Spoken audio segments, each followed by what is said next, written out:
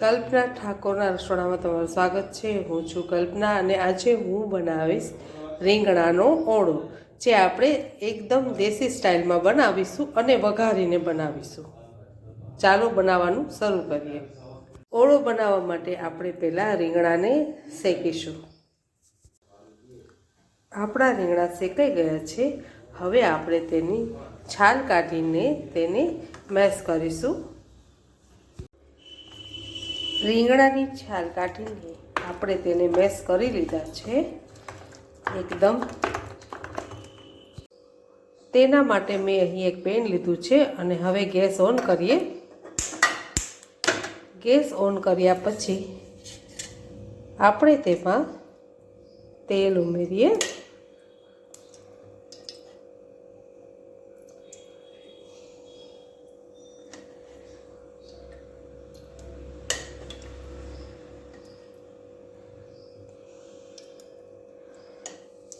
તેલ ગરમ થાય પછી આપણે બીજા બધા મસાલા ઉમેરીએ। તેલ ગરમ થઈ ગયું છે। હવે આપણે તેમાં હિંગ ઉમેરીએ। હિંગ થઈ જાય પછી આપણે એમાં લીલું લસણ ઉમેરીએ। લીલા લસણને આપણે કૂક કરીશું।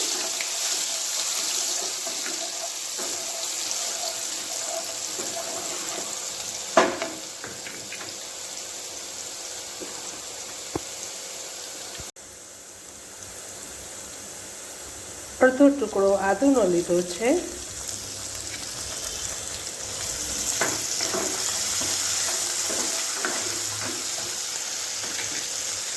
લીલી ડુંગળી ઉમેરીશું।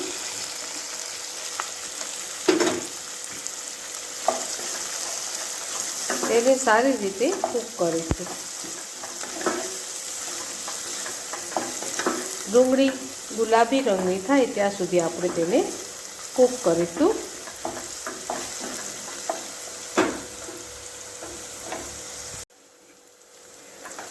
ડુંગળી આપણી ચડી ગઈ છે।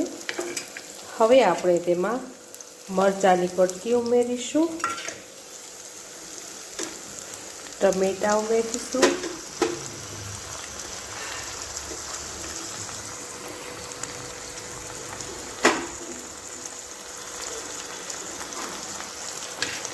અને ટમેટાને ચડવા દઈશું।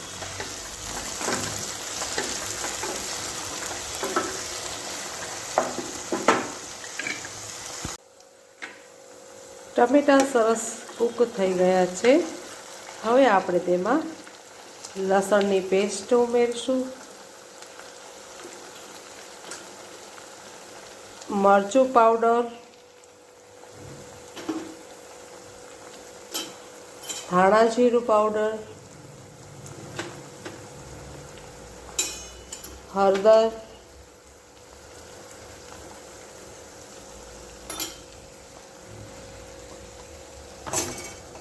સ્વાદ અનુસાર મીઠું ઉમેરીશું અને બધું મિક્સ કરશું। આપણા મસાલાને ચડવા દઈશું।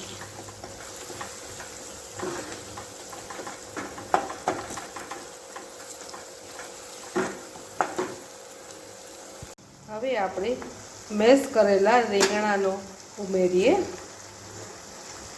અને તેને સારી રીતે મિક્સ કરીએ।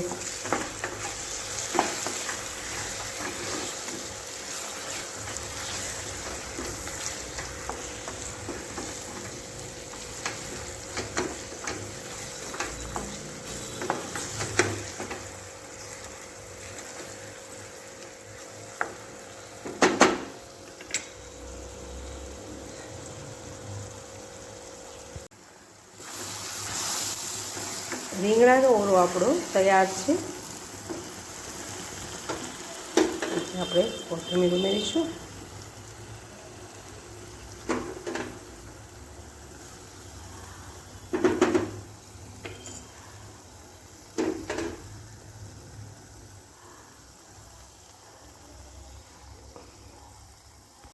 રીંગણાનો ઓળો તૈયાર છે. મેં એને બાજરાના રોટલા સાથે સર્વ કર્યો છે. આવી જ રેસીપી જોવા માટે મારી ચેનલને લાઈક કરો અને સબસ્ક્રાઈબ કરો. Thank you.